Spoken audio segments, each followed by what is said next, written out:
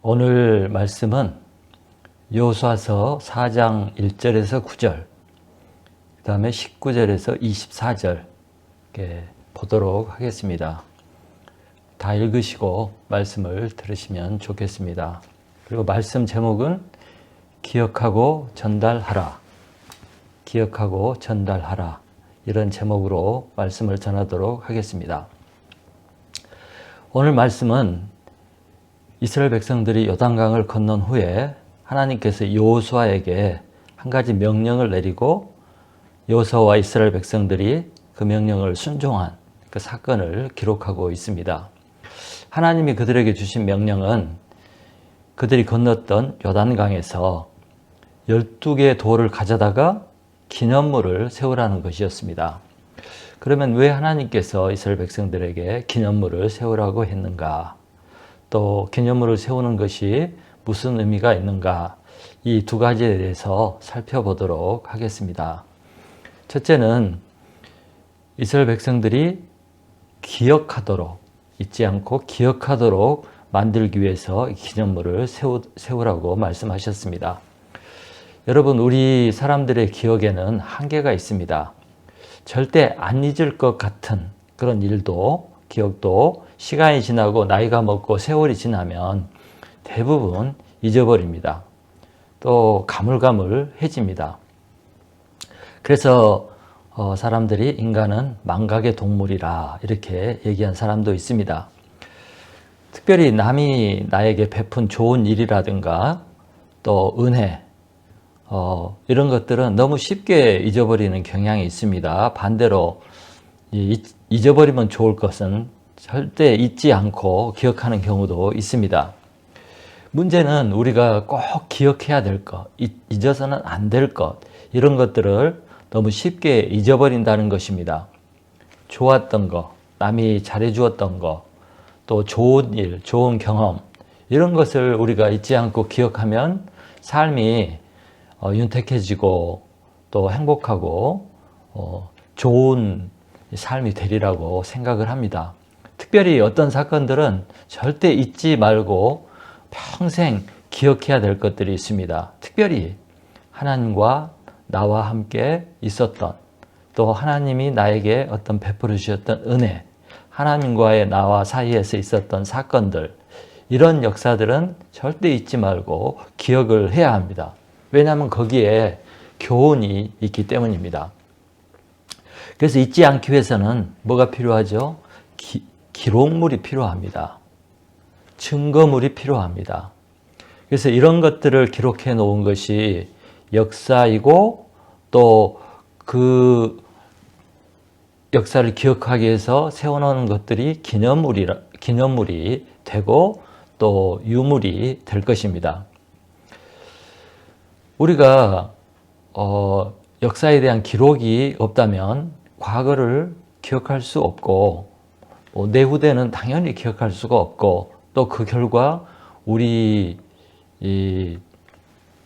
삶에, 우리 인생의 뿌리가 없어진다고 생각을 합니다. 있을 수가 없죠. 뿌리가 사라지는 것입니다. 이런 인간의 특성을 잘 아신 하나님께서 이스라엘 백성들에게 요단강을 건넌 후에 하나님께서 그들에게 베푸신 그런 위대한 일, 이 하나님의 역사를 기록할 수 있도록 그 방법을 제시한 것입니다. 그 방법은 바로 요단강을 건넜던 요단강에서 12개의 돌을 가져다가 기념물을 세우는 것이었습니다.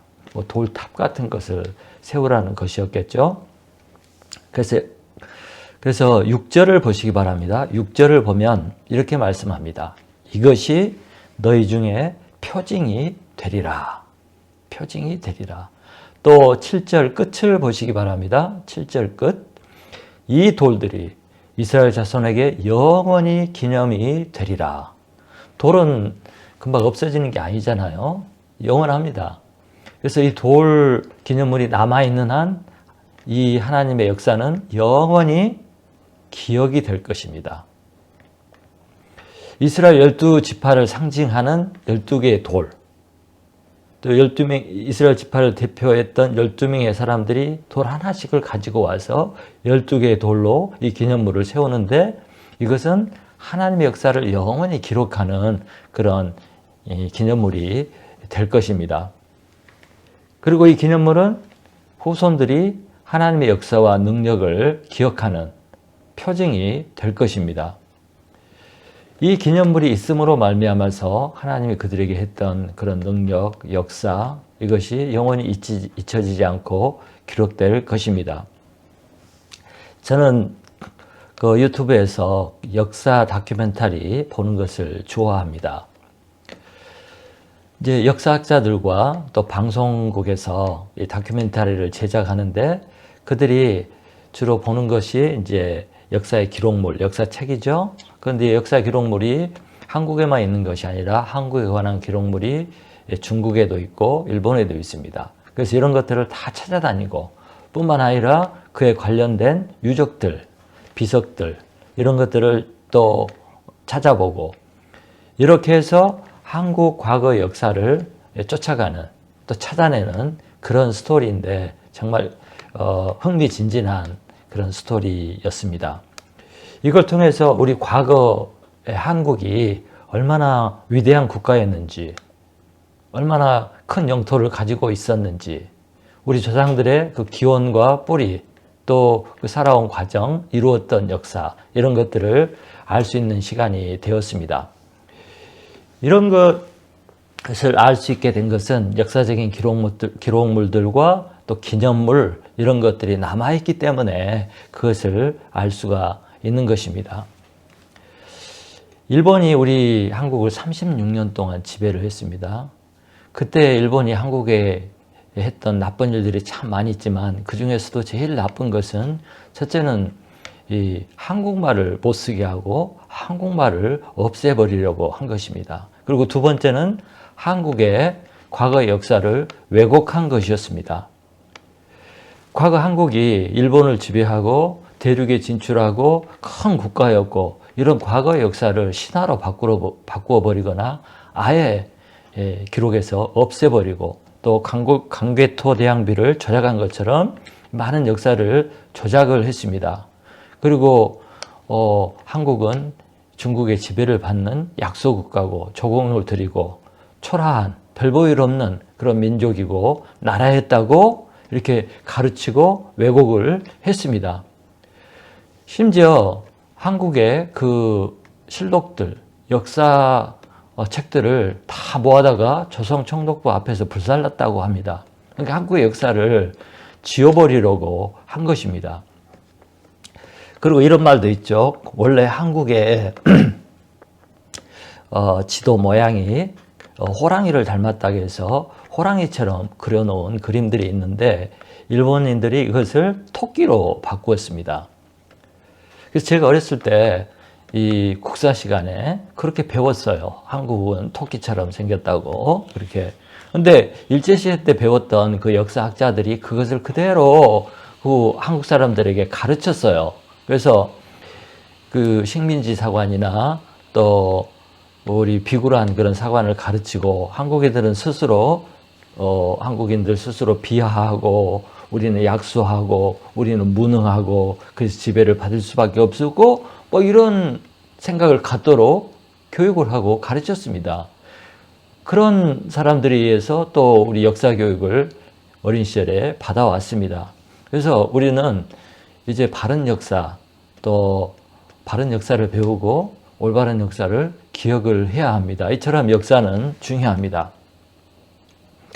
우리가 성경을 이렇게 배우고 공부하는 이유가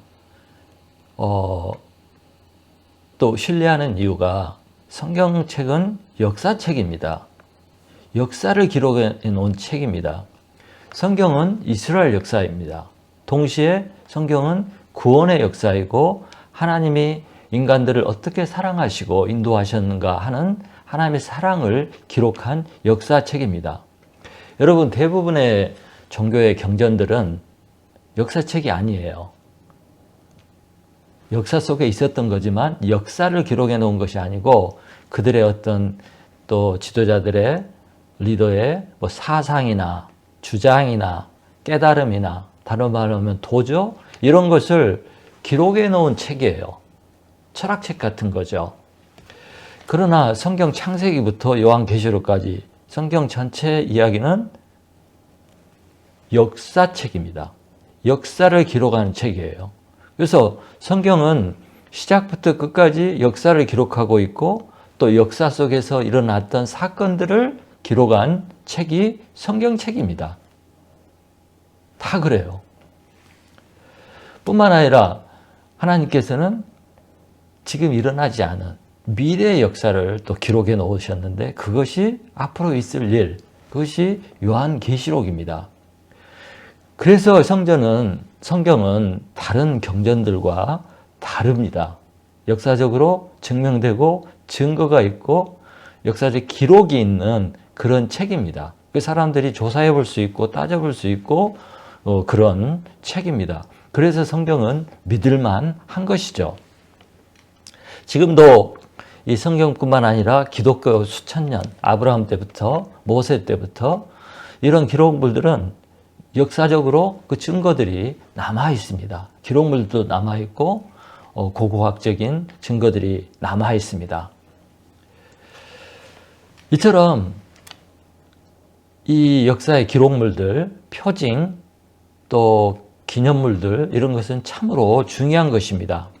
여러분, 하나님은 그 십계명에서도 그랬지만 절대로 자신을 대신해서 어떤 형상을 만들지 말라고 철저하게 금했습니다. 그럼에도 불구하고 하나님은 기념물을 세우는 것을 직접 지시해서 만들도록 했습니다. 왜냐하면 기억하는 것이 너무 중요하고 또 자자손손 대대로 이것이 기억되어야 하는 것이 너무 중요하기 때문에 하나님이 그렇게 명령을 해서 기념물을 세우도록 한 것입니다. 여러분, 우리 개인에게도 개인적인 역사가 있지요.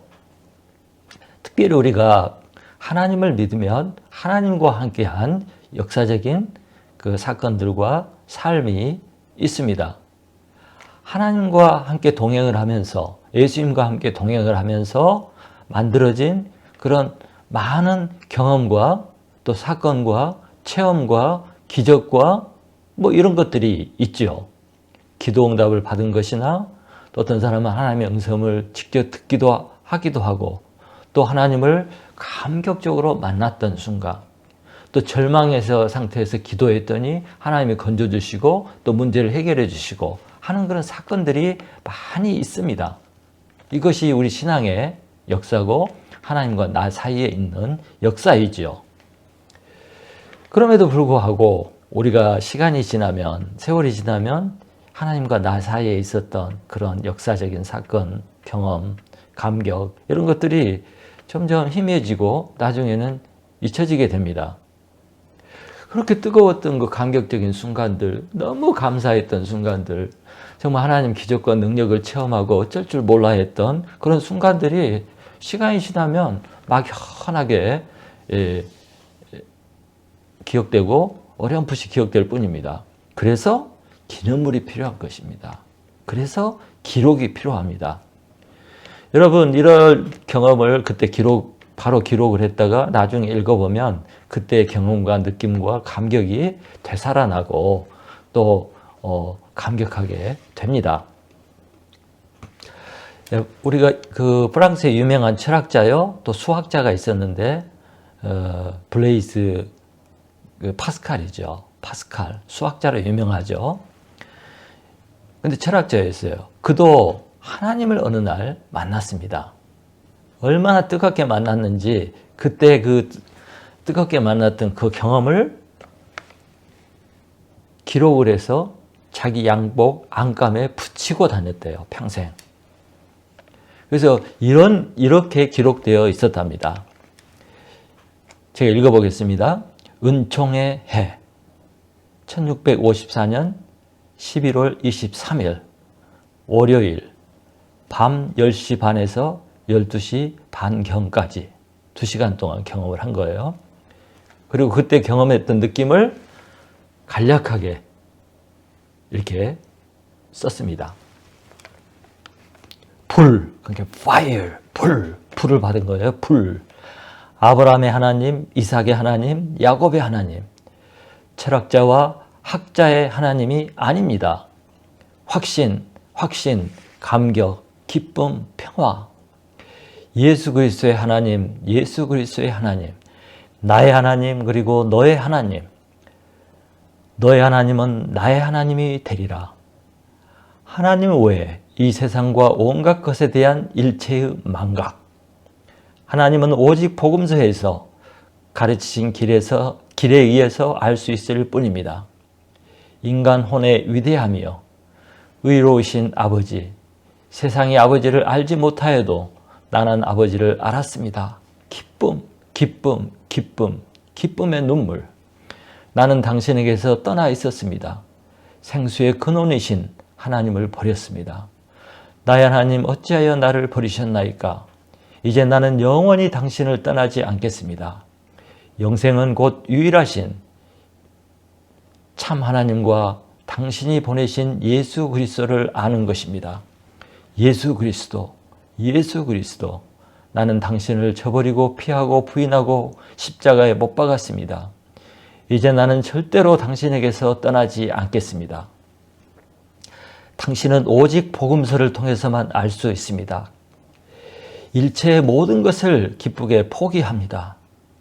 예수 그리스도와 나의 지도자에게 전적인 순종, 이 땅에서 잠깐의 노력을 통해 얻는 영원한 기쁨, 나는 당신의 말씀을 결코 잊지 않겠습니다. 아멘.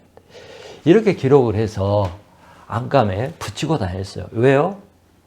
순간순간 늘 그걸 다시 보고 읽고 그걸 잊지 않기 위해서, 또 그때 만났던 그 감격을 유지하기 위해서 파스칼이 이렇게 했다고 합니다.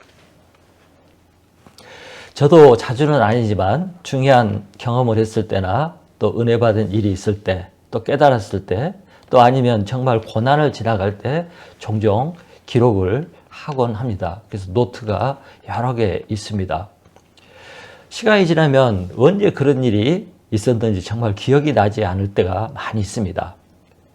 때로 기억을 해도 그때의 감동과 느낌이 잘 기억이 나지 않습니다. 그래서 하나님의 은혜를 많이 잊어버리고 삽니다. 근데 가끔 기록했던 그 노트들을 다시 읽어보면 그때 얼마나 힘들었고 또 그 가운데 하나님께서 얼마나 큰 은혜를 주셨는지 다시 기억하고 감사하고 힘을 내고 또 다시 살아갈 그 방향을 잡곤 합니다. 제 집사람은 조각 노트를 잘합니다.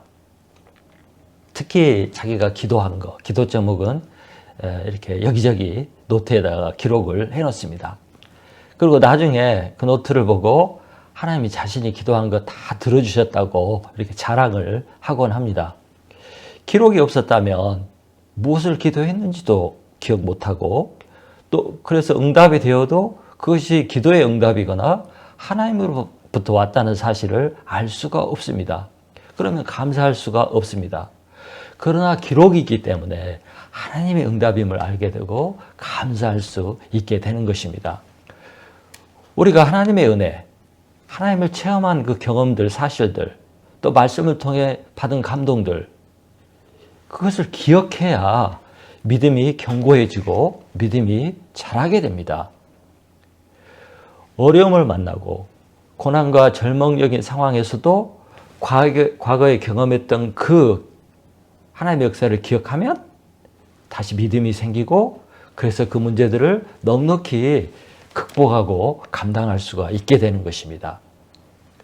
또 그때 그것을 기억함으로 인해서 반복해서 똑같은 실수를 안 할 수 있게 되는 것입니다. 그래서 하나님께서 이스라엘 백성들에게 기념물을 세우라고 하신 것입니다.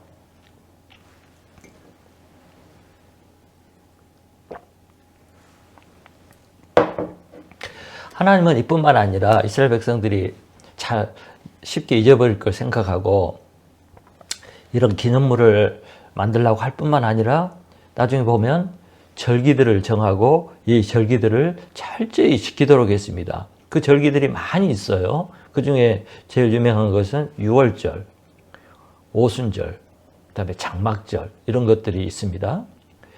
이 절기들은 모두가 이스라엘 백성들이 애굽에서 해방되고 광야 40년 광야 생활을 할 때 경험했던 그 하나님의 능력과 도우심과 그 기적들을 잊지 말라고, 하나님 어떻게 도와주시고 인도해주셨는지, 그래서 그 하나님을 잊지 말고 잘 섬기도록 하기 위해서 이 절기들을 꼭 지키라고 했어요. 의무적으로. 그래서 이 절기들을 지킬 때마다 이들은 하나님의 은혜를 기억하고 하나님 앞에 다시 서고 하나님의 은혜에 보답하는 하나님의 백성으로서 잘 살아갈 수 있게 되고, 또 이로 말미암아 그들이 행복할 수 있게 되는 것입니다. 그걸 위해서 하나님께서 그렇게 하신 것입니다. 이런 모든 것들이 하나님의 은혜, 하나님의 사랑, 하나님의 구원을 기억하도록 하는 것들입니다. 하나님의 역사를 기억하고 살면 신앙생활을 실패할 수가 없습니다. 그만큼 기억하는 거, 생각하는 것은 중요한 것입니다. 사랑하는 성도 여러분, 여러분들도 기념물을 세우시기 바랍니다. 뭐 여행 가서 기념물 가져오잖아요. 그때 그 여행의 그것을 기억하기 위해서, 이와 마찬가지로 하나님과의 사이에서 있었던 일들을 기념하기 위해서 기념물을 세우고 만들고 기록하는 것이 중요합니다. 기록물을 남기세요. 하나님의 은혜를 잊지 않는 것, 하나님의 역사를 잊지 않는 것이 신앙생활을 잘할 수 있는 비결이고 모든 문제를 이길 수 있는 비결입니다.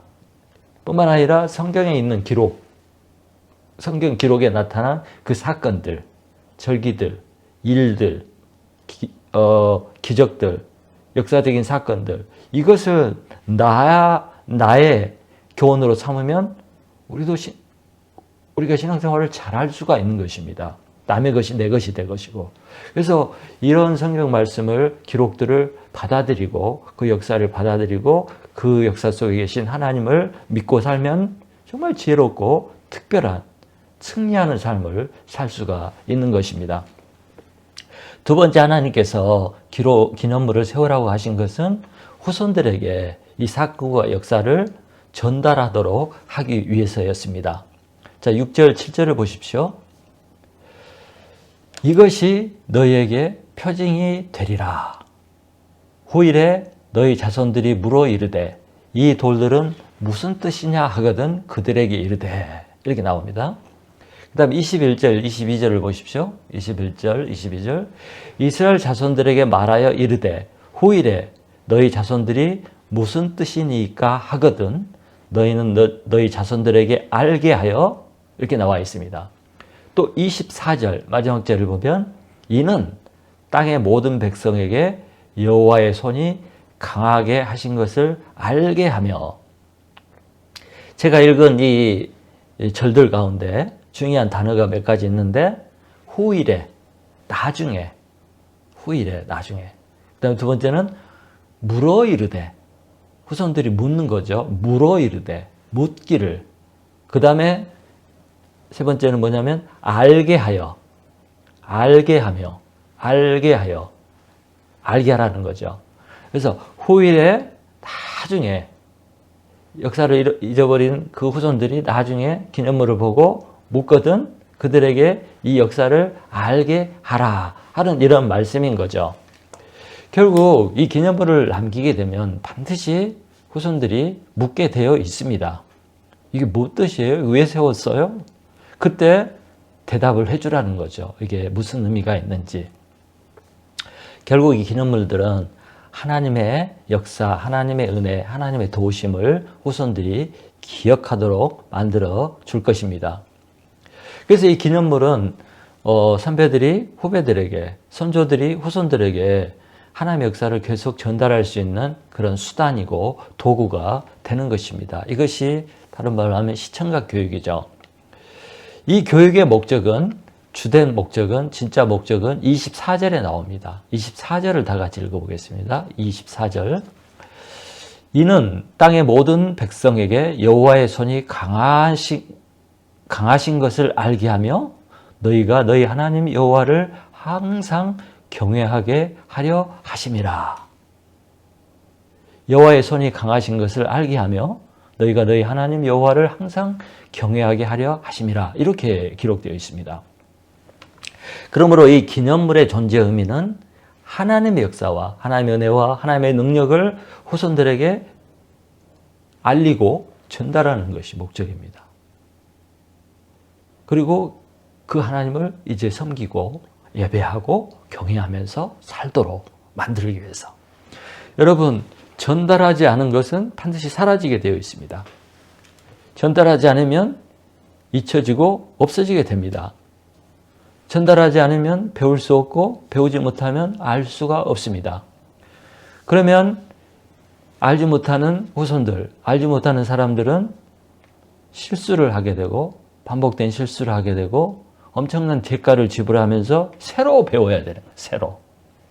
그래서 바보처럼 후회하는 삶을 살 수밖에 없고 엄청난 대가를 치르고 아픈 교훈을 가질 수밖에 없을 것입니다. 저는 물고기 비유를 잘합니다. 낚시를 하면서 깨달은 교훈입니다. 우리가 낚시를 하다 보면 운이 좋은 물고기들이 있습니다. 딱 낚시 바늘에 걸려서 올라오다가 다시 물에 떨어지는 그런 럭키한 물고기들이 있습니다. 죽을 상황에서 구원을 받고 생명을 얻은 것입니다. 그런데 이 물고기가 3초만 지나면 그걸 잊어버린답니다. 그래서 다시 그 미끼를 먹기 위해서 낚시바늘을 물었다가 결국에 끌려 나오고 죽게 되는 것입니다. 이런 사람들이, 이런 인생들이 참 많습니다. 일을 당하고 사고를 당하고 잘못하고 실수하고 이런 사건과 사고를 경험했음에도 그걸 잊어버리고 기억하지 못해서 똑같은 짓을 또 하면 망하게 되는 거죠. 그래서 물고기 같은 사람들이 참 많이 있습니다. 근데 대부분 인생들이 그렇습니다.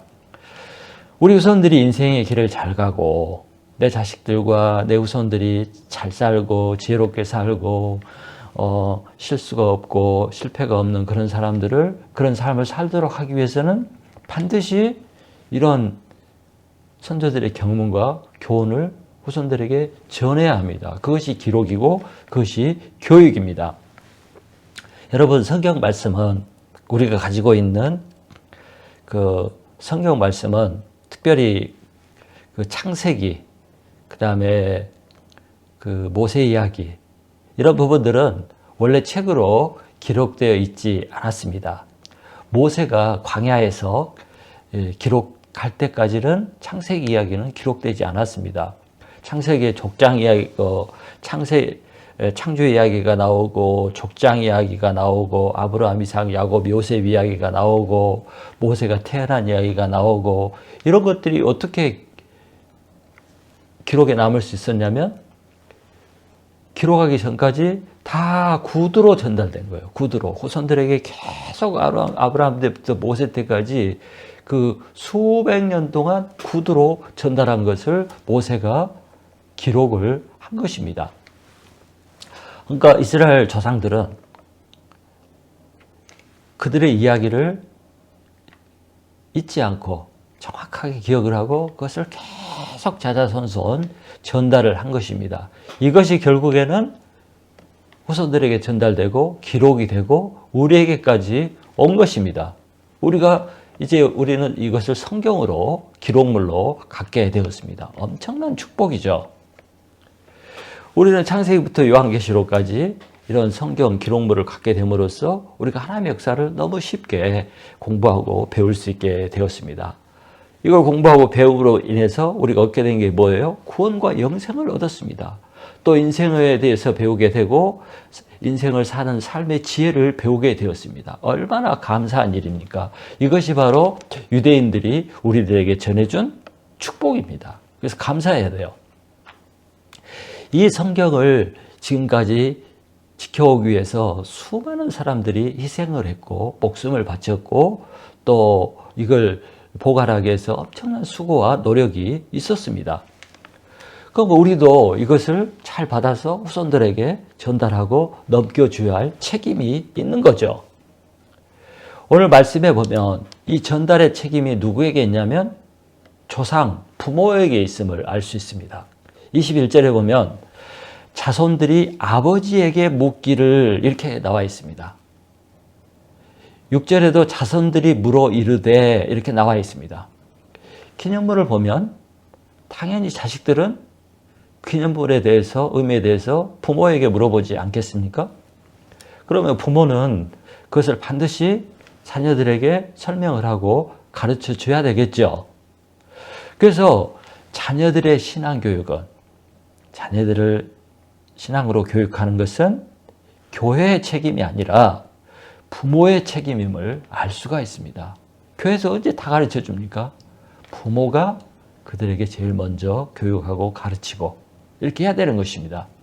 그래서 신앙교육은 반드시 가정에서 먼저 이루어져야 하고 가정에서 중점적으로 해야 되는 것입니다.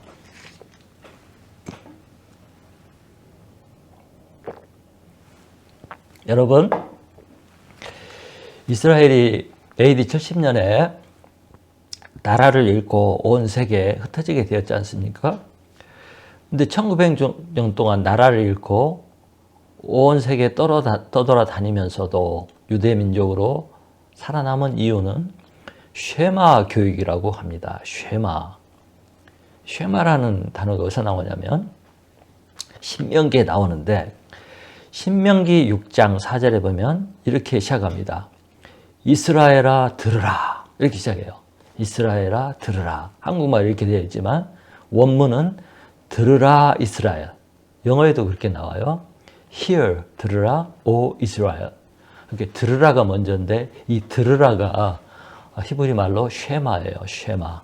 그래서 하나님께서 이스라엘 백성들에게 들으라 이스라엘 하고 그 이후에 들을 말씀을 하나님께서 주십니다. 그것이 신명기 6장 말씀인데요.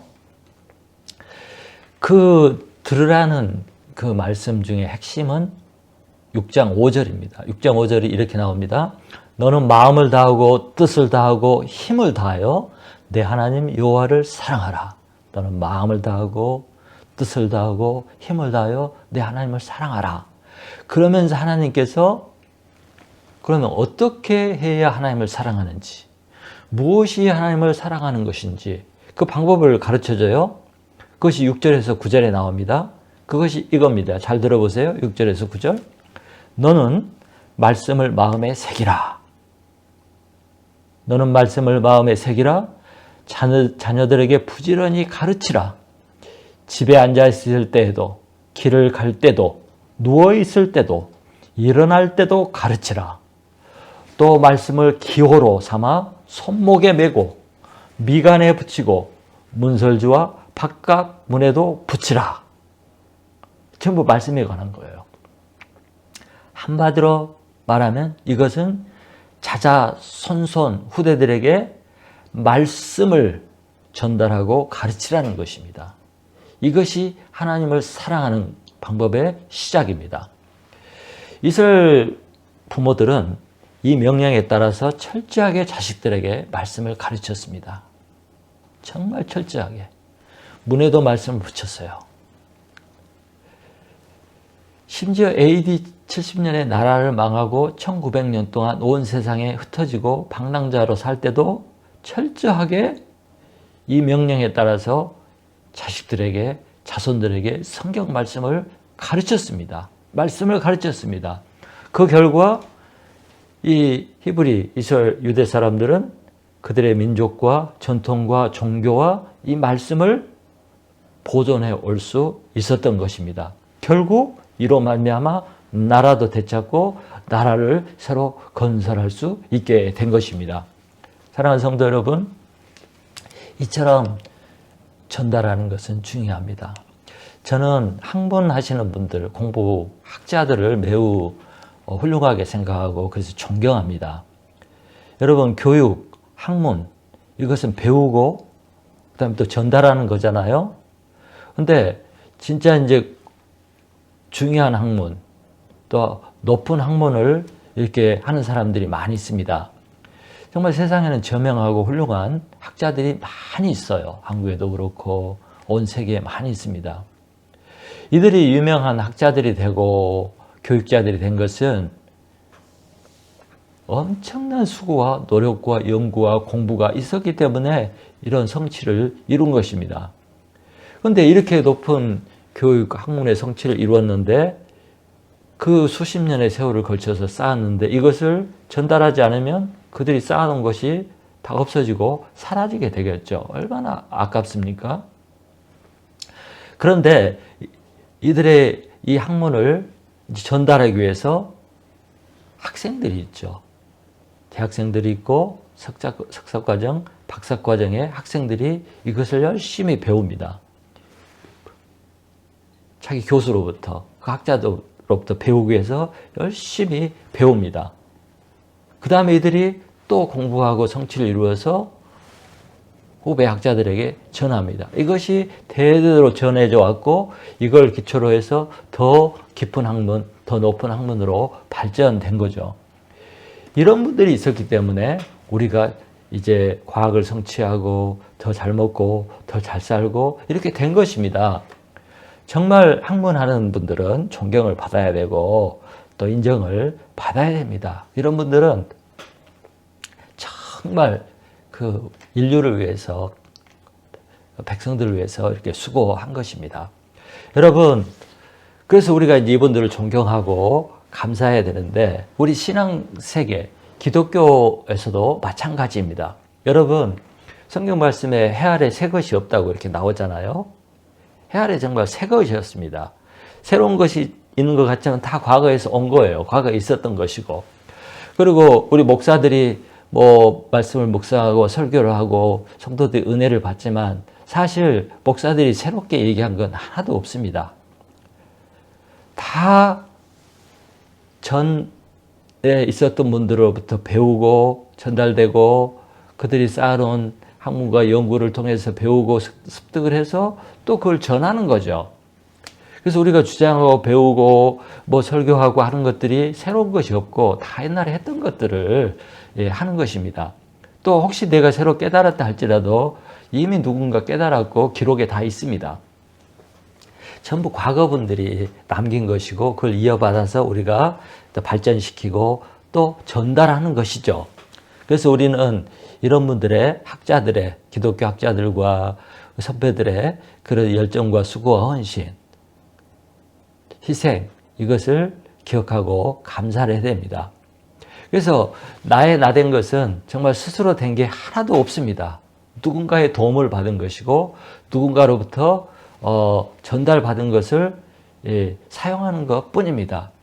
전부 모든 것들이 전에 계셨던 분들의 은혜요, 덕이라는 사실을 알아야 됩니다.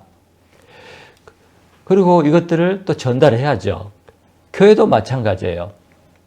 어떤 교회가 존재하고 있다면 이 교회는 그냥 있는 게 아니죠. 선배들의 수고와 헌신과 기도와 희생과 이런 것들에 의해서 그 교회가 세워지고 유지되어 온 것이고 내가 그 교회 우산에 들어와서 덕을 보고 신앙생활하고 은혜를 받고 이렇게 사는 거예요. 내가 그래서 존재할 수 있게 된 거죠. 그렇다면 나도 이제 이 교회를 내 후배, 내 후대, 후손들에게 대대까지 대대로 이어지도록 발전하도록 넘겨줘야 되지 않겠습니까? 내 대까지 오다가 교회가 사라져버리거나 또 내 대까지 오다가 교회가 시험 들어서 그냥 어떻게 돼본다거나 그래서 후손들이 은혜 받지 못하고 또 발전하지 못한다면 그 책임을 멸할 수가 없죠. 그래서 우리는 이어받은 것을 더 발전시키고 더 굳건히 해서 넘겨주는 것, 이것이 우리의 책임이고 의무이기도 합니다.